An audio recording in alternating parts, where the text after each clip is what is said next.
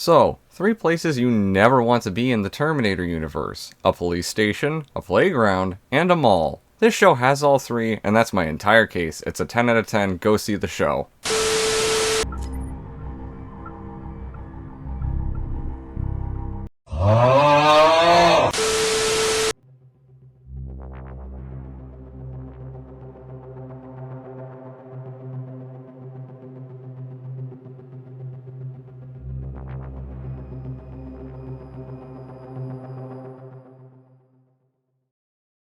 So I really want to do this show justice with this video, especially now that I believe the honeymoon phase is past for me, which trust me, I've gone back to reanalyze this show at least thrice now, and since I loved certain parts of it so much. I'm not going to be doing a full plot summary or analysis. I strongly encourage now that you go see the show for yourselves, and while there are spoilers ahead, I won't be spoiling everything. I'd rather you guys see some parts of it just for yourselves as well. So I want to start off first by saying I think Terminator Zero is the best thing we've gotten since Terminator 2 in the entire series, and for me personally, I rank it as a tie with T2 for my second favorite in the series behind the first movie. And I genuinely mean all of that. I want to make my case for this entire reason before I get into the pros and cons of the entire show, and providing my reasons and examples for what I loved about it all. So to explain my reasoning, let's first get the really big elephant out of the way. Yes, this show has a lot of contrivances for its entire plot to happen. Certain characters acting like they still know things that are going to happen, like Eiko knowing Malcolm was making another super intelligent AI, despite it being specified by Malcolm that this is the first of its kind, and first time it has ever been tried or even happened. Well, how does Eiko know then? If she's from another timeline and your AI is the first of its kind, how did Skynet and the Terminator, also sent from Eiko's timeline, even know about Malcolm or the other AI? How did they know what target to get to even start traveling back in time for? Which this does get explained that it's a whole other timeline at some point, then just, yeah.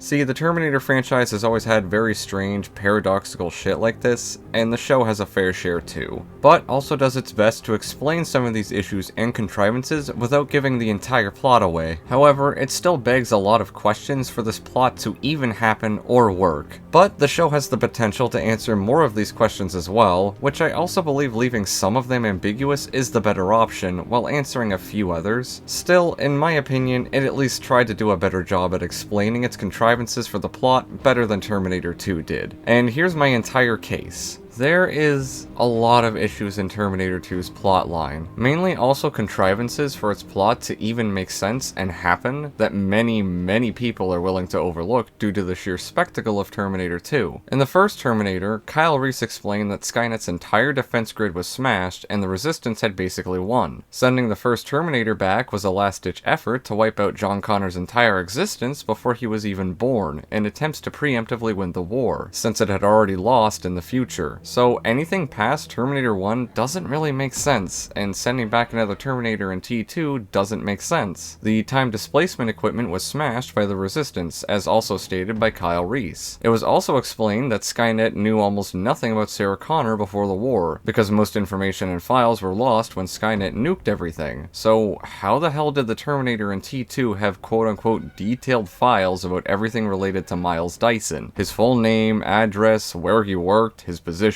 social security number, what fucking blood type he was. It was also established that the only way to travel through the time machine was naked. As Reese said, quote unquote, nothing dead will go. So the T-1000 being made of some weird sentient alloy consistent of liquid metal, there's no real explanation for how it just tricks the time machine to send it back. At least the T-800 is surrounded by actual living tissue, so it is a sort of cybernetic organism. So my point is, you can see already how there's many issues with Terminator 2's plotline, and how there's a lot of contrivances just for it to even happen and make sense. And that's not getting into what delaying Judgment Day even means, and I'm not getting into the third movie for that case either. Terminator Zero may also have its fair share of these contrivances, as I said, but some of which are easily explained throughout the course of Season 1, and none of them really bother me any more than the contrivances that took place just for Terminator 2's story to happen. And trust me, I loved Terminator 2. So this is my entire case for why I at least overlook many of the issues that Zero has for me personally. Whether or not you do is up to you, but I hope to at least explain the strengths and weaknesses of this show mostly as a Terminator adaptation and not so much as an anime, which is something else I definitely have to disclose. This is still an anime, and so there's more anime-esque bullshit and tropes than what we'd be used to in something like the older live-action movies. I'm mostly saying this in regards to characters like Eiko tanking as much damage as they do throughout the first season. I mean, this bitch still gets fucked up by the end of it, but there are some moments, like when the Terminator is literally blowing her back out.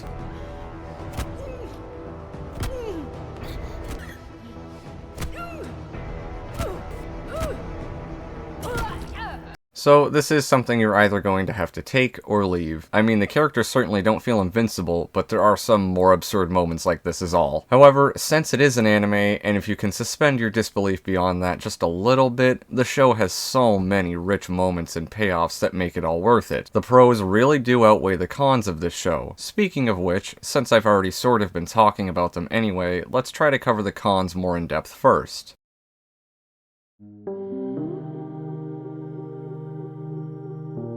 The cons, oh boy, the cons of this show. Yeah, it definitely has some issues. I mean, for starters, I wish we got to see more of the Future War. My friends and I expected to see more of it in this show. But it's not too bad because of how good the story they still told was. And the segments of the Future War that we did see did re-embody that vision from the old Cameron movies from Terminator 1 and 2. As I described earlier as well, there's contrivances around the whole plot, which there are some redeeming factors of. Those will be covered in the pros, however. But like I stated before, certain characters like Eiko and the Terminator somehow knew more about this timeline, when alternatively, Malcolm is hyping up his new super intelligent AI as being the first of its kind, never being done quite like her before, which that will also be covered in more detail later, but it still leaves us with the question of how do they know? The show still tries to explain some of this, with a whole explanation about time travel going into different timelines and or starting a new timeline, but it's honestly left a bit vague about which one you end up doing when you travel. And there's also this whole question at the end about this all being a time loop that adds on to this for better or worse. It's not the worst for me, as it leaves it up to your interpretation as the viewer, which is why if this show does ever get a second season, it will inform my own decision on whether or not I'd prefer the first season to be more of a self-contained story like Terminator 1 originally was. I still bring this all up as a con, however, because I can definitely see it making or breaking some people's decision early on to continue watching the show. I still think it's definitely worth it with all the amazing build-up and payoff of the last 4 episodes, but this leads me into the next con I can think of about the show, which is the pacing. More specifically, the pacing of the first 4 episodes, mainly surrounding the 3 kids, which are one of our main characters Malcolm's children, Kenta, Hiro, and Rika, which altogether make up the other con of the show, which goes directly hand in hand with that pacing, like two sides of a coin. The kids are the weakest characters, not necessarily all bad, but certainly the weakest throughout this whole season, with only one exception for Kenta during the climax, which is honestly such a big spoiler that I'm not even going to say what it is, just go watch the show and see for yourself. Which, this reveal for Kenta was honestly necessary, because he is the worst of the 3 children and a step below the other 2. It's not until this reveal at the end that Kenta becomes kind of interesting, but only because of what it implies, not so much that he was actually good throughout any of the show. Which, Kenta,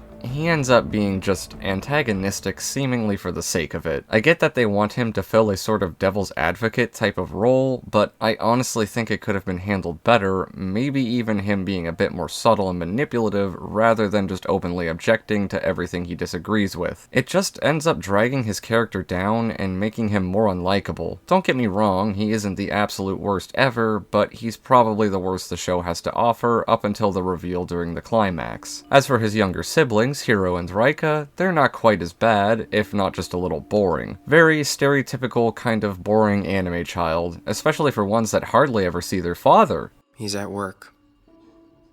You sure about that? He's always at work. I'm kidding, obviously, but out of these two younger siblings, I guess Rika is a bit more likable. She's got a bit of backstory explained with her mother, Malcolm's late wife, which the plot implies her passing away pretty early on within the show, and it traumatizing Rika, especially out of the three kids. But it isn't a lot to cling on to, and again, these kids aren't really the strongest parts of the show. Not that their scenes actually drag on too much, or that their characters don't make any sense within this narrative, because they're not terrible characters, but due to Kenta becoming more unlikable, and the rest of them just being pretty mundane at best to boring at worst, then the real suspense and tension was mostly surrounding the Terminator and Eiko wherever they showed up to help keep the plot going. On top of all that, there are a couple very fucking stupid moments surrounding these kids. I'd say the most egregious one being this moment with Hiro explaining why they should go to Cat Town to find their sister. How do you know that's where she's gone? Rika's always overthinking things. She'd go to Dad if she thought that's where we were going. But she'll think that we think she's going to Cat Town, so we need to go there. So we'll be where she thinks we're going, instead of where we should be going, which is to Dad. You see what I mean? Yeah, you're right. What? But Major, now that they know of our plans... Ah, Herr Doctor, but that is the plan. Now that they know our plan, they will plan around our plan. And so we shall in turn plan around the plan that they are planning around our plan. Your brilliance knows no bounds.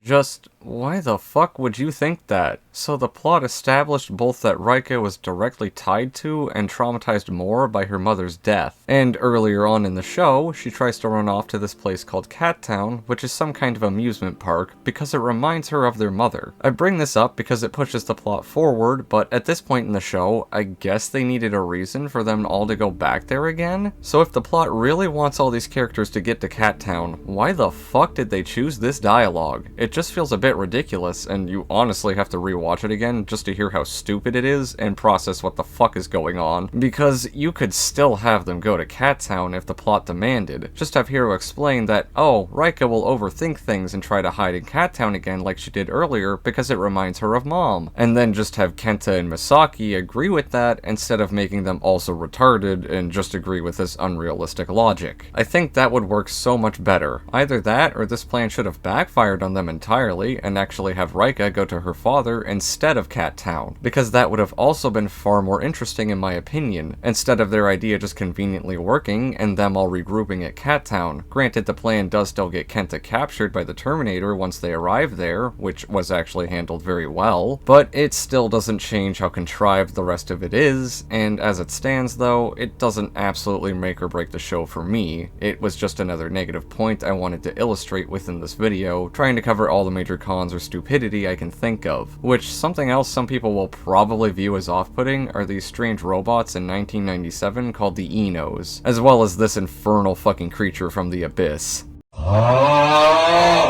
Honestly, myself and all of my friends watching this alongside me also thought they were a bit strange at first too. I'm giving this an honorable mention here because it will likely turn some people off from the series to a degree, but the show does have an explanation for these and this new level of tech, as well as so much satisfying payoff with a lot of the reveals, especially episode 7, don't get me started. It's at a point where the show becomes a return on investment because I do believe the first 4 episodes are the weaker of the entire 8 that make up season 1. They are not bad by any means, mind you, they're still actually very good in my opinion, just weaker due to some of the pacing, which again surrounds mostly the children. The plotline from the future, the Terminator and Resistance fighter going back in time, and then duking it out while trying to find Malcolm and or his children are all still handled incredibly well, which holds these episodes up more, as well as how amazing both Malcolm and his new super intelligent AI are handled, who I'm sure you've noticed I haven't name dropped this AI yet, but her name is Kokoro, and I'm saving the two of them for an entire section later on dedicated to them. I just think mentioning how good their characters are and their entire dynamic are worth noting here because of how much is set up by them in these earlier episodes that I am criticizing, which all pays off in the last 4 episodes. Honestly making these first 4 retroactively better in my opinion, and that's where I think I will segue into the pros of the show, of which I think there's many to discuss, and the reasons why I absolutely loved this adaptation.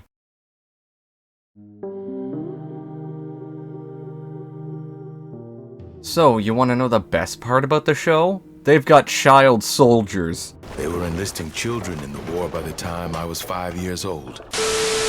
But yeah, the actual pros. There's actually quite a few I'd like to discuss. I'll just be rapid firing off a few good things or qualities overall first, because the stuff I want to go more in depth on and the real amazing qualities of the show will be getting their own dedicated chapters. So stay tuned for all of that. But to start with, I liked that the few scenes we did get depicting the future war really embodied the vision James Cameron had for the war back in T1 and T2. It's aesthetically and thematically pleasing, sticking true to the charm of those older movies, unlike the shit depiction we got in Terminator Salvation. It makes this all feel way more authentic, with the show also making more use of the technology we're familiar with from Cameron's vision as well, like sticking to the T-800 as the main threat of the show, rather than any of the more generic, ridiculous slop we've seen in the later films. So it definitely gets points for all of that. I mean, just to really drive home my point here, we even get to see fucking Judgment Day and the events directly after it, and I don't mean in no pussy way either, like the ending of Terminator 3, and no stupid time skips like in Terminator Salvation. It's just right there, in front of us all for the first time. We watch Judgment Day unfold in real time, seeing its effects surrounding our main characters and the impact it all has on the rest of the world. Full points all around for committing to this, I mean it. Having the balls to depict the nukes dropping and the events preceding Judgment Day, and execute it as well as they did? I mean, the little Terminator fan of me was soy-jacking hard watching this scene for the first time, especially when the music kicks in during this huge thematic moment, which is all taking place during another massive plot point for both Malcolm and Kokoro's characters. It's all just chef's kiss. Which leads me to the next pro I'd like to discuss a bit more in depth, the music, and to a greater extent, the sound design for the entire show.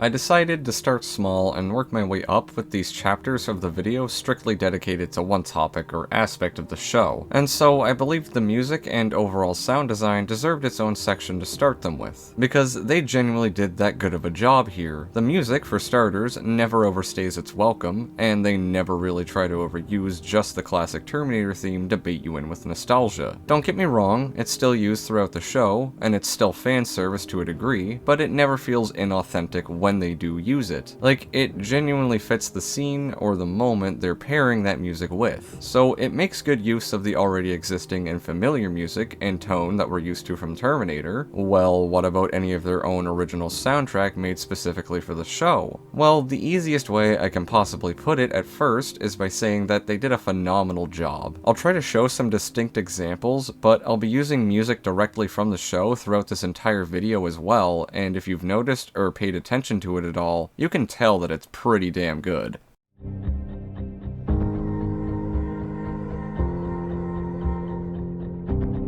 I mean, you can tell from this alone that the sound department took their job very seriously when creating any tracks for this show.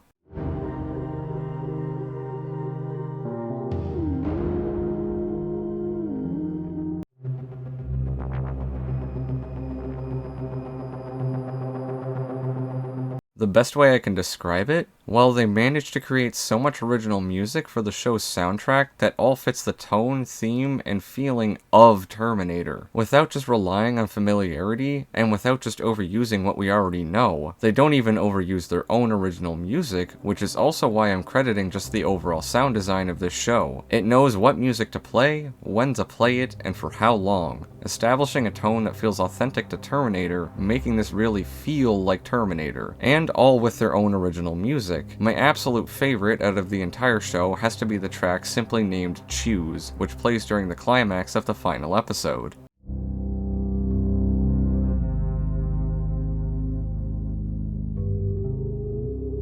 This is why I'm praising the sound design so much and wanted to give it its own dedicated section, because it feels like the people that worked on this actually cared about it for once, and it shows. One of my favorite little moments of sound design was this.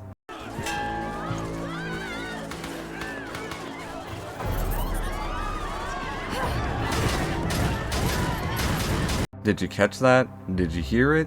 The theme plays once in the background, very lightly, right before the Terminator begins firing his guns in the Terminator theme. Yeah, I know, I'm soy jacking again, I know, but this is exactly what I meant. The little moments and attention to detail, the originality while staying authentic, it's all executed perfectly. One of my other favorite moments is here when a T-800 gets absolutely ripped apart.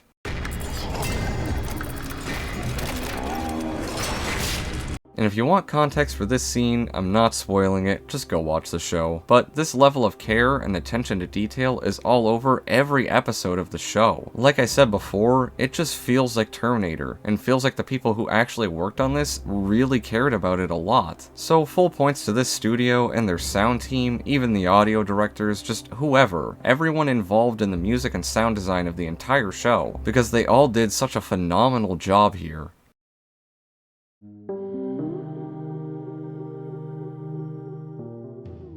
So, Eiko and the Terminator. I mean, this wouldn't be Terminator without having the Terminator himself, right? So the future timeline establishes in episode 1 that Skynet intends to time travel again, which after losing many soldiers and resistance camps, our protagonist manages to secure some vital data containing Skynet's plans to do so. Her name is Eiko, or as I've been taking to calling her, Kaylee Recess, twice the man that Kyle Reese was, with double the dick, and half the estrogen. So after returning to the resistance hideout with Skynet's plans, we see the first Terminator going back in time, which is honestly paralleled perfectly with this scene from the past, introducing us to Kokoro for the first time. Not that these scenes are directly related, but they are thematically paralleling one another simultaneously, with the new AI Kokoro being activated, and the old AI Skynet being sent back through time. And as is fate for any Terminator adaptation, the Resistance sends back their own soldier, a protector and guardian, none other than Kaylee Recess. Both her and the T-800's target being, well, Malcolm, the reasons being are established early on, albeit a bit nebulous at first. Clearly Eiko needs to protect Malcolm and his children from the Terminator, who as far as we know wants to find and force Malcolm to reprogram the AI Kokoro to be subservient to Skynet. How some of these characters know all of this when Malcolm establishes later on that building an AI like Kokoro has never been done before, that's where the plot has a lot of the contrivances I mentioned earlier, which I will also talk about more once I cover those characters, but regardless, for now, it doesn't break the show for me, especially given the contrivances I described for other things like T2. So for what it is, it's a decent setup for these characters to get the plot going forward. Which leads me to the next real point I wanted to make about Eiko and the Terminator. This is the first time since Terminator 1 that we've seen just a regular human of the Resistance getting sent back again as the Protector, which I am not counting Genesis, they just sent Kyle Reese back and made everything worse, so no, fuck that. It wasn't original, they just took what worked and broke it. So not only is Zero the first real time we're getting a human sent back since T1, but also our main threat being the T-800 since then as well. Having the T-800 back as the actual Terminator this time, and not the Protector, was absolutely a treat as a fan of the older movies. Seeing just how overpowered a simple T-800 is in all their glory, and having this series set around one as the primary threat was the perfect idea, which really only cements this as feeling more authentic for me. The way they handled him as the threat with the T-800's existing abilities, I mean, there was such a great attention to detail. They even remembered how a Terminator cannot self-terminate from T2. Yes, I cannot self-terminate. This is why I believe they did a phenomenal job in both handling and executing the T-800 throughout the show. I also love just how bug-eyed they make him in some scenes, really adding to it feeling like a machine beneath the outer human layer. Or how Kenta talks to the T-800 in this scene, the Terminator actually responds like how you'd expect one to. Holy shit. You're a machine, aren't you? So are you this Kokoro? Are you the machine that my father built? Negative. And you're not an Eno. What are you? I'm taking you to see your father now.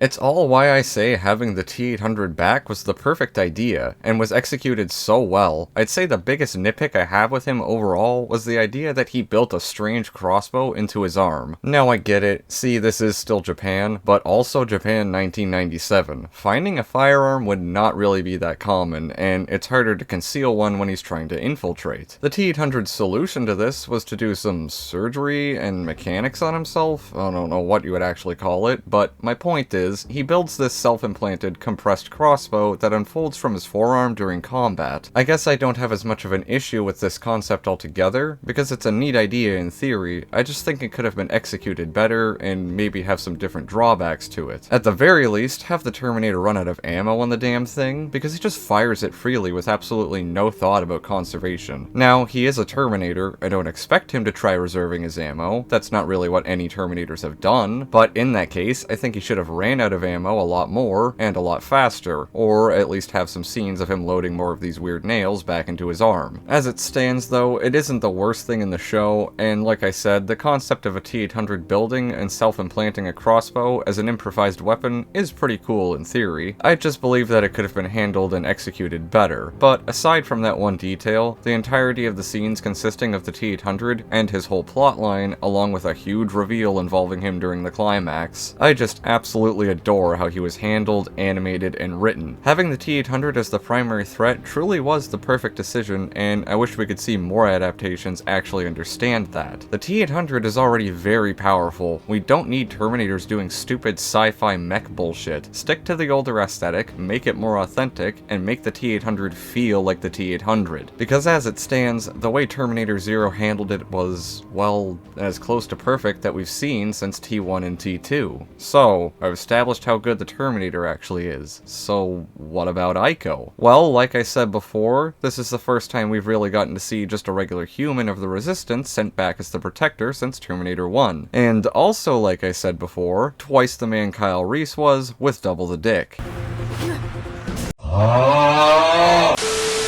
I'm kidding, obviously. I still think Reese is a badass, but, so is fucking Eiko. She certainly does not feel invincible, and definitely not like a Mary Sue. In fact, she feels like she's on the back foot throughout the entire season, which definitely adds to the tensions and stakes of the plot. Obviously, most audience members who are fans, or at least understand the basics about Terminator, know what the real threat is once the Terminator goes back through time. So in that sense, it already makes Eiko much easier to establish a connection with, especially because we actually see her struggle head-on with the Terminator in her very first scenes. So throughout the rest of the story, after getting sent through time, Eiko can sometimes be seen as a sort of surrogate for the audience, especially during the first few episodes before the plot really starts to shift. Because she knows the threat, and we know the threat, no one else really does. Eiko's also looking for Malcolm, while Malcolm's character was established before, clearly as some sort of protagonist. Eiko is from the Resistance and trying to protect Malcolm, so right there, we can already get a glimpse of a connection with her. I can't really say she has a super in-depth character arc, however. Not that nothing happens for her, she's still an interesting character who has another pretty big reveal during the climax, which no, I will not be spoiling, but throughout most of the first season, she's mostly there just to fill a role, both infrequently acting as a surrogate to the audience, and more often she's mostly acting as the protector and guardian of Malcolm, or by proxy his 3 children, which does still help to drive the plot forward, and her character gains more meaning and charm as the show progresses, which again falls into the return of investment I brought up earlier. However, most of her character remains as just a decent vessel for a lot of the action in the series, primarily of course combating the Terminator, and her pretty much always remaining the underdog each time, which that does still help raise the stakes and tensions of the plot immensely. That's why I don't think she's a Mary Sue, nor does she feel invincible, albeit very fucking durable for a human in some scenes, but not invincible. I blame that more on anime tropes than anything else though. On top of all this, however, is an air of mystery surrounding Eiko's character. She definitely does get better as the series progresses, especially when you see the effects that the future war and leaving her own timeline starts having on her. This is only made richer by that big character reveal I mentioned earlier during the climax. There is a lot more surrounding her than what's at first glance, and I think a good portion of that also stems from the scenes where Eiko is talking to this character, simply known as some kind of prophet. She's only present in a few episodes, and only ever during the future scenes, but during a certain conversation, the prophet tries to explain time travel to Eiko, and by extension, us, the audience. And I know what you're thinking, please God don't, because time travel explanations are usually just a headache at best, but this scene actually kind of just shoves a middle finger up to all of that, and says screw it, embrace the chaos. Do you really know what's going to happen? Or is this all just bullshit? Listen to me. Try to understand no one knows what will happen. You have no fate, child. That's the fucking point. Now, You're going back in time, aren't you, dear? Yes. And you've never once gone back in time before, have you? Not that I'm aware of. No, never. Ah, exactly. Not that you are aware of, that's right. And therein lies the paradox. You're changing things. Up until you go back in time, that past never happened. You're traveling to a past that never took place. Are you saying when I time travel, I'm traveling to some new version of the past? That's right, dear. The point in time you're traveling to and the point you're coming from are different timelines. I actually think this was the better approach, rather than over-divulge and try to explain every detail as set in stone. The show essentially just says fuck it. It establishes one or two simple rules about time travel and timelines, which even other characters like Malcolm make remarks about later on, in regards to the future war, which again, I'll be discussing a lot more of that later. But, as the rule stands, it's always hard to go through time travel rules within any series, and Terminator especially has many of its own issues surrounding this fact. The show essentially is no different here, but with Eiko helping act as a surrogate during the actual moments that time travel gets explained, and with her being the protector getting sent back in time, the excuse the show throws at time travel and how it all works honestly has some payoff, because it's a part of the theme of the show, especially present in both Eiko and Malcolm's characters, that they'll never truly know what's going to happen, or what fate really has in store, and if that fate is even real, they just have to keep fighting forward. So these rules around time travel being vague still works, because it also keeps Eiko in the dark when she gets sent through time, keeping the feelings of mystery, suspense, and the fear of the unknown surrounding both her, and subsequently the entire audience as well as the whole plot. This is why I believe she is such a strong character outside of just being the Resistance's guardian for this timeline. She's an interesting character with strong motivations who only gets better as the series progresses, up until the climactic reveal at the end, but despite all of that, and despite how good she is, I don't think Eiko, or even the Terminator for that matter, are the strongest characters that the show has to offer. No, because that spot was already taken by someone else, and the entire dynamic they shared alongside two other characters.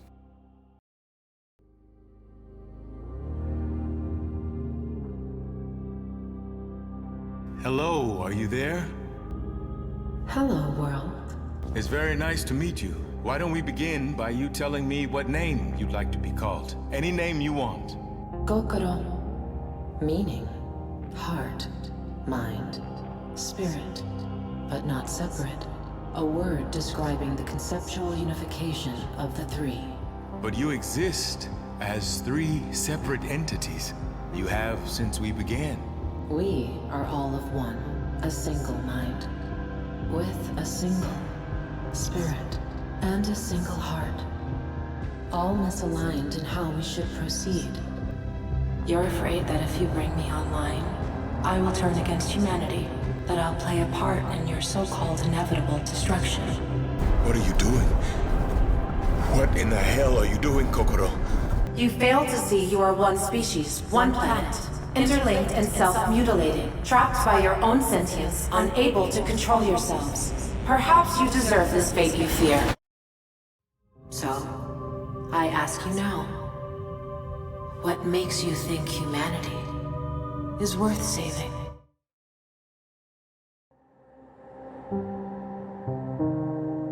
When I began this video, I knew inside that at least 50% of the reason why, and at least half of the meaning and motivation behind it was Kokoro, as well as Malcolm and their dynamic altogether. And during the entire scripting process, I was thinking to myself about this section of the video, contemplating just how to handle it, how to structure it, and how to word it all. And so that's when I realized I had to begin with the ending in mind, because there is just genuinely so much I want to, and honestly kind of have to say about these two characters. Their dynamic from moment one essentially just steals the entire show. Without their presence, it would downgrade the quality of the show to the likes of about Terminator 3 for me. And that is because of both how good the story they actually told with these two was, and how fundamentally intertwined with the original themes of Terminator 1 and 2 both characters actually are. So this is what I mean by beginning with the end in mind. Because of the dynamic between these two, which all culminates revolves around the climax and ending of the show, all of it being built up around this decision that Kokoro has to make. This decision that her and Malcolm keep debating over, her entire mindset and her choice surrounding humanity and whether or not to save mankind. Both Malcolm and Kokoro's presence and everything surrounding entire said dynamic, which all culminates here. All of it expands upon one of the biggest themes that's at the core of the entire series, but honestly never gets expanded upon very well or in any meaningful way before this, which is the fact that Skynet is just another byproduct of humanity and just a manifestation of our inclination to destroy ourselves as a species. Our self-destructive, warring, violent nature led us to make Skynet, leading it to make the decision it did to wipe out humanity. It's a theme we see present a tiny bit more in Terminator 2 over Terminator 1, but it's something that's always been at the core of the series as a whole. Kokoro is the manifestation of the exact opposite of that idea. See, in the Terminator franchise, with a movie like Dark Fate, they try to rebrand Skynet into this newer, scarier AI, and then they try to make it feel original and badass, while paradoxically removing all originality or suspension that was present from the series, forgetting the entire theme behind Skynet and what it means, and beyond it just being the big bad that wants to kill all humanity. They never try to do anything new or anything different or actually interesting beyond it just being the evil AI with killing machines. It's completely void of the soul behind the series and the themes behind Skynet and the Terminators. But with Kokoro, however, as I said, she's the exact opposite of that. Not only do they try something new and something different that we've never seen done before within the Terminator franchise, but they execute it perfectly. Kokoro expands perfectly on that theme of Skynet just being a byproduct of mankind's inclination to destroy ourselves, and it starts to ask the real philosophical and ethical questions. She flips that whole theme on its head, and this is what the entire first season is really building up around: Kokoro's choice, her free will and decision to help humanity, to save mankind from Skynet. It begins to show her human side, her heart, her soul, and the curious mind behind it all. It's the age-old theme and question that even Halo 4 touched on about humanizing an artificial intelligence. What really sets us apart from a self-aware AI? Which I honestly believe not only did Terminator Zero handle this theme so much better than Halo 4's attempt, but considering it's the first time it's ever really been done before in the Terminator series, well, they executed it pretty much perfectly for that first attempt. However, I'm definitely getting way ahead of myself now, so to fully explain my point around this theme of the Terminator series, and to fully dissect just exactly why I love these characters and their whole dynamic, let us first try to take a step back to the very beginning of both characters to fully understand it all.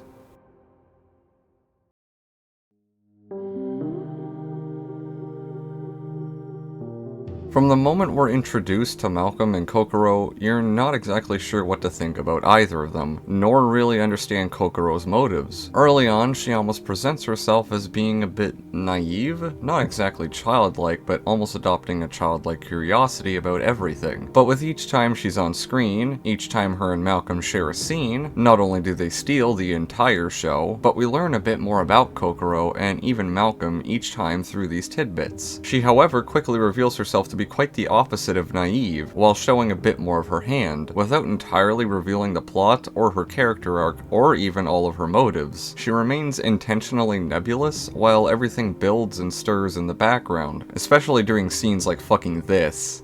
But you've used your science to build the most destructive weapons the laws of physics will allow.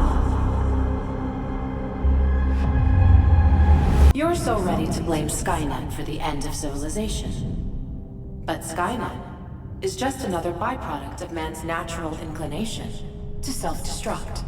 I'll be honest, this point in the show is still pretty early, but while watching this, my friends and I were practically all exclaiming at the screen towards Malcolm about how, oh god, he's just made another Skynet, oh fuck, what have you done, why did you think this was a good idea, etc. Now obviously we still knew that the show could go in any direction, it was only like episode 2, but with her motivation still being so vague, it makes her as a character far more fearful and suspenseful. It makes all of her motives and her entire arc all surrounding surrounding the decision she has to make about humanity that's building up throughout the entire show, all the more impactful. The tension, suspense, and stakes all rise nearly every time she is on screen, especially past episode 4, which reminds me of something else I want to touch on. The show eventually explains in a later episode that Kokoro actually chose her own name when she was created. The reason why she chose Kokoro as her name is because of its meaning, a conceptual unification of heart, mind, and spirit without being separate from one another. It's a cute detail then that Kokoro constantly manifests herself as 3 separate entities, each one personifying one of those meanings, heart, mind, and spirit, with each entity being misaligned on how to proceed with their decision going forward. Upon realizing this neat detail, it makes every previous scene with Kokoro even richer. Seeing which one of the 3 entities says certain lines of dialogue, or the few times you actually see the 2 of them converging on one another, like they're almost agreeing or aligning on a certain decision. There's a lot more nuance and attention to little details like this. The best example I can think of for this is this moment early on with mind and spirit both converging as they exclaim the worst to Malcolm, before Heart steps in very inquisitively with an almost innocent tone.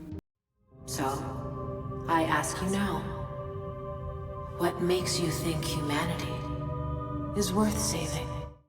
It is a cute little detail upon a second viewing, sure, but this also shows how even if most of her seems to have already made up her mind, that she's still very curious at heart about humanity, almost as if within her own heart she cares for some inexplicable reason. It's all speculation at that point, but this is what I mean. You can really appreciate the cute little moments like this with such attention to detail, with so much of it being left up to just your interpretation. It all leaves you thinking, guessing, and questioning everything up until the very end, and even then, there's still so much unanswered, in a good way that is, which is a sign of both a good story and really good characters when it can all leave you thinking, when you're just left with actually thought-provoking material, concepts, and themes you actually want to ponder over, which Kokoro's character and the building up for the big choice she has to make is all just amazing. But it wouldn't exist, or even be half as good as it is, if it weren't for Malcolm, especially when it comes to the big reveals behind him, Kokoro, and even Misaki. Yes, fucking Misaki is getting an honorable mention in the Kokoro and Malcolm chapter. You may have noticed how I haven't talked about her much throughout the entire video, aside from mentioning her in passing at times, that is, and this is because I've been saving her to talk about in regards to, well, just everything surrounding episode 7, which aside from episode 8 as the climax, is probably the most fucking important episode of the entire goddamn show. But in order to fully explain that, well, we first have to touch on Malcolm's character more, because he is so integral to both Kokoro and Misaki, with so much that gets revealed in episode 7 for all these characters, that it massively affects the 3 of them and the rest of the entire plot as a result. So, how to start with Malcolm? I've already established that he's the one who built Kokoro. The means as to how he even managed to build such a sophisticated and advanced AI in 1997 are left intentionally vague for a majority of the show. From the moment we see Malcolm, we can tell he knows more than he's letting on, however. A lot more, in fact. The show, and by proxy Malcolm's character, hides this fact under the guise of him having visions of the future in his dreams. Now, of course, if you know Terminator, you were probably like me exclaiming to the screen and the rest of my friends that Malcolm was one of 2 things. Either he is a time traveler himself, and we just don't know it yet, or he's had a time traveler visit him within his lifetime. This is made especially evident when the T-800 attacks him and Misaki on the bridge. Malcolm almost instinctively knows that it's a Terminator sent back in time to try and kill him. The thing is, though, the show still does a great job at building this suspense and mystery around Malcolm Lee. He definitely knows more than he's initially letting on, which can make him seem a bit arrogant and almost conspiratorial towards Kokoro at times. How do you know this? Because I've seen things, Kokoro. Secrets, evidence. Things that have made me believe that these aren't just dreams. But the show does such a good job by not giving you all the answers and only feeding you tidbits of information at a time. Adding on to the air of mystery surrounding Malcolm is Misaki. It's clear that Misaki works for him, and very clear that she's known Malcolm for a while by the first episode. The show establishes that Misaki is a caretaker and housekeeper for Malcolm while he's away at work, sort of like a nanny for his children. The plot really thickens, however, during the episode where Misaki and the children get taken to the police station to give a report of the attacks by by the T-800. During her report, the police find out that Misaki is basically a ghost, with no prior records to her working for Malcolm, and this bit of backstory was also slightly foreshadowed in like episode 1 or 2, when Hiro was asking Misaki where she was even from, and she just straight up has a PTSD attack over it. But it gets even better from there. The T-800 attacks them at the police station, shocking I know, never go to a police station if your life is threatened by a Terminator. But my point is, while being attacked, Misaki gets her arm grabbed by the T-800, and he just straight up rips it the fuck off. Dude, this show is fucking awesome. But then, the big reveal. Misaki is a fucking Terminator as well? Or some kind of cyborg or something at least, because she doesn't act like a traditional Terminator up to this point. And even after it, explains how she still feels physical pain and emotions, which even then, the kids start to theorize that if their father employed Misaki, and is as smart as he is, that perhaps he also created Misaki in some capacity as well. All of it translates into the mystery surrounding Malcolm that bleeds into both Misaki and especially Kokoro. Because, well, how the hell does Malcolm know all of this? How did he make Kokoro, or even make Misaki for that matter? Well, if you're smart, or a longtime fan, you probably put it together faster than Kokoro herself did. I can see it now. You were able to construct this place. You were able to build me. Both far outreach the technological limitations of this time. And how do you suppose I was able to do all of that?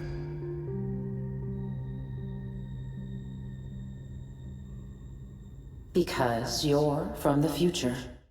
This twist, and the reveals to come, are why I say both episode 7 is so good, and why Kokoro and Malcolm, and even Misaki to a smaller degree, are such good characters. Because up until this point, Malcolm has played it so straight that everything he knows about Skynet, the nukes, the Terminators, Judgment Day, and everything to come in the future are all just his visions. What makes it even better is after the reveals in episode 7, if you pay attention, Malcolm still isn't lying to Kokoro about his visions and dreams.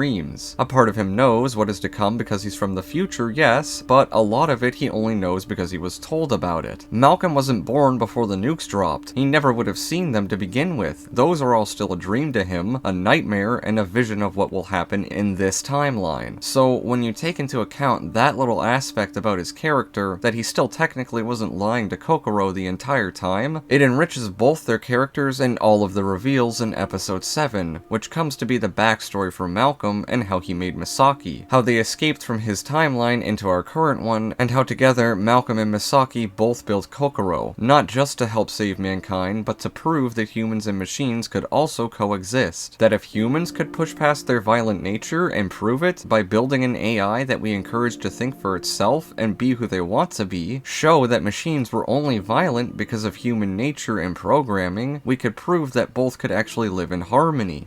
Our programming led Skynet to the conclusion that humanity has to be purged. But what if we removed that programming? What if we distilled artificial consciousness to a blank slate?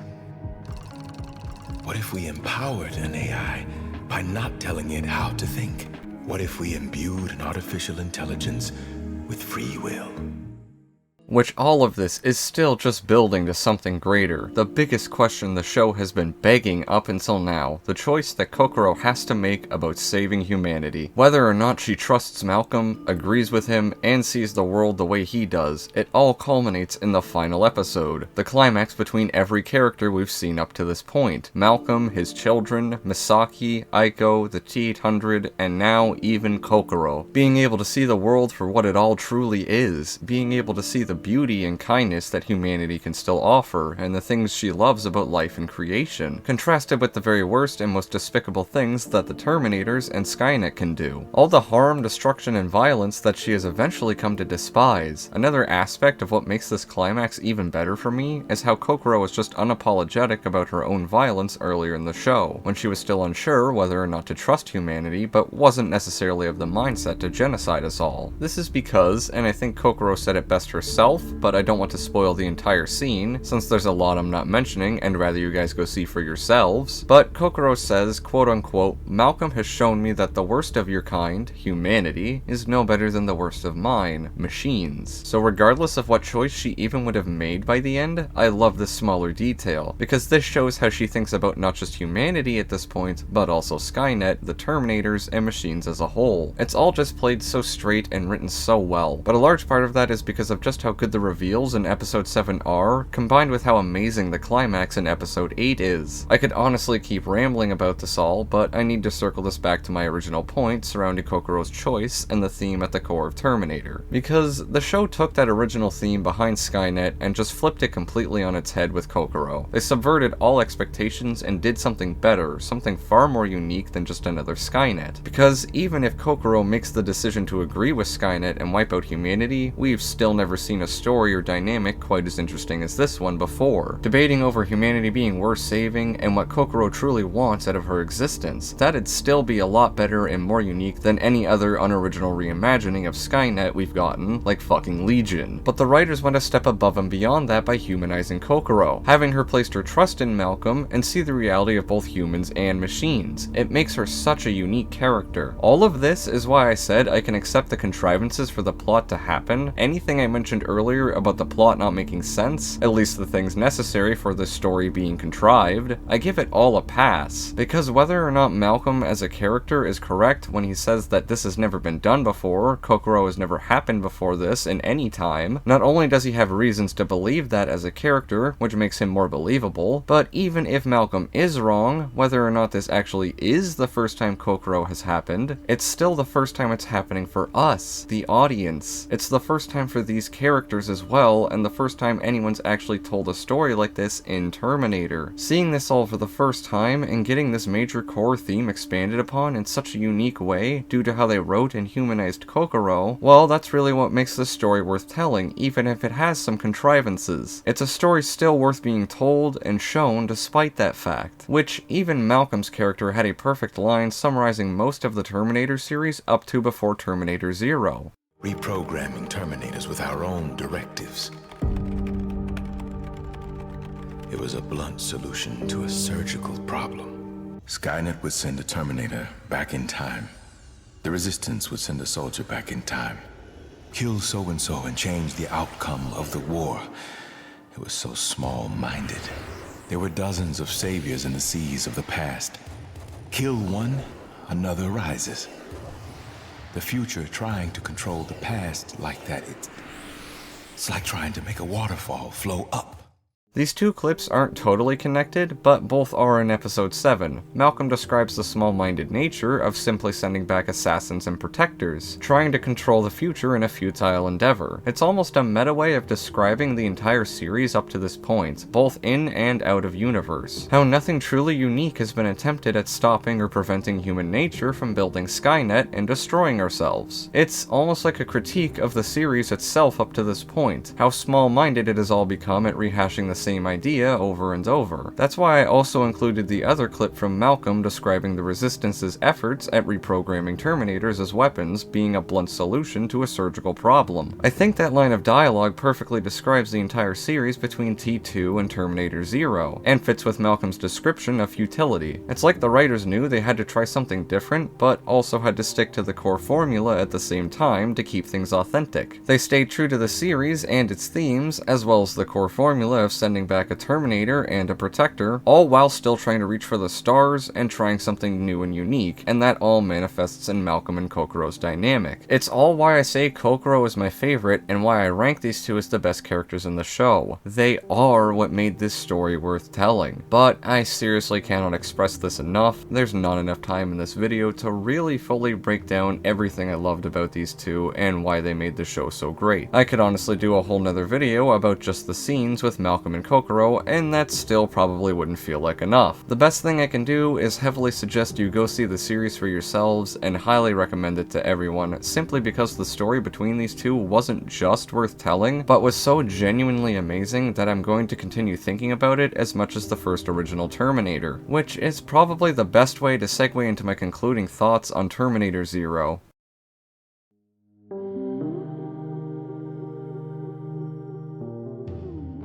So to really reach finality with this video, I wanted to give just some final thoughts about Terminator Zero and its relation to the series altogether. Like I was saying, the best I can hope to do is recommend this show and people actually go watch it, because the story was just so amazing and worth being told, due to how thought-provoking the characters and core themes of it all are, which is where I wanted to draw a conclusion. I said we've never seen anything quite as thought-provoking as Terminator Zero since the very first Terminator movie. The original movie is amazing, don't get me wrong. It's a perfect little self-contained story that you can hop in and enjoy. It's a neat little package all wrapped up with a bow, which the core themes of it all still left you wondering and thinking about the fate of humanity and the theme of Skynet just being a byproduct of our capacity to destroy ourselves, and the fear of what's to come, foreshadowing with the storm over the horizon and all of that. And in a lot of the same ways, Terminator Zero parallels the first movie like this, with how it handled its themes and characters, and showing us Judgment Day with the bleak future and fear of what's to come still on the horizon at the end of the show. It's the reason why I say if Terminator Zero gets a Season 2, how good it is will inform my decision on if I view Season 1 the same way I still view Terminator 1 as its own perfect little self-contained story, because it genuinely can work as its own self-contained story as well, with some vague and still unanswered questions, sure, but Terminator 1 had some as well. And that just brings me to my next point of how much more thought-provoking Terminator Zero was, even over the first movie, at least for me, because of how well-written characters like Kokoro and Malcolm are, on top of viewing it as self-contained, between the themes, concepts, and characters that Zero leaves you pondering over, and finally getting a more thought-provoking spin by humanizing an AI. This is all why I firmly believe that not only was Terminator Zero the best since, or even as good as Terminator 2, but genuinely just a running contender for one of the best in the series. I said at the beginning, I still rank it as a tie behind the first movie because of just how good that self-contained story in T1 actually is. But hopefully by now, at this point in the video, everyone can at least see why I think Terminator Zero is on par with the best of the entire series, and why I believe Zero is the best we've gotten in the entire series since Terminator 2.